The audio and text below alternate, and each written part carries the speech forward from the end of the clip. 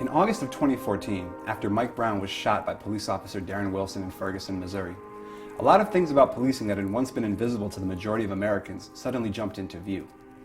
How militarized our police had become over the last 2 decades was one. How some forces had been generating revenue through fines and fees in racially biased ways was another.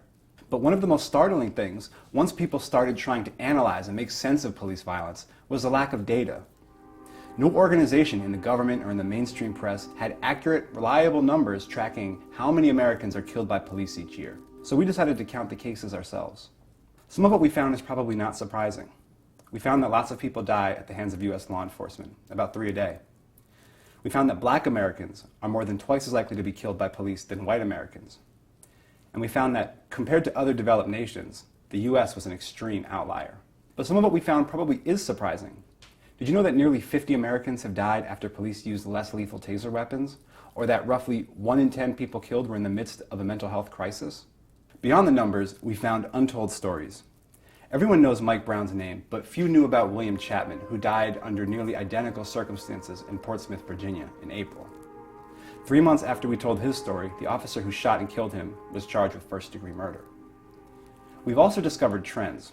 For example, we can now say that with 13 killings and a population of just 750,000, Kern County, California has the deadliest law enforcement in the country. Killer cops! Killer cops! And if you're wondering why it took so long for this issue to come to the fore, the fact is, for most Americans, outside of the occasional unwanted speeding ticket, the police only show up when they need them. If that's your reality, it's easy to quietly assume that if they kill anyone, that someone was a dangerous criminal who must have deserved it. Only by telling these stories and counting these cases do people begin to realize how much more complicated it really is. And after all this counting, at last the authorities have been forced to act. In October, the Department of Justice announced it would launch a pilot program to track killings nationwide. And earlier this month, the FBI announced that it would be revamping its data collection as well. What is still unclear is what will be done to stop it. This is the number of Americans killed by police in 2015. Right now, there's little to suggest 2016 will be any different.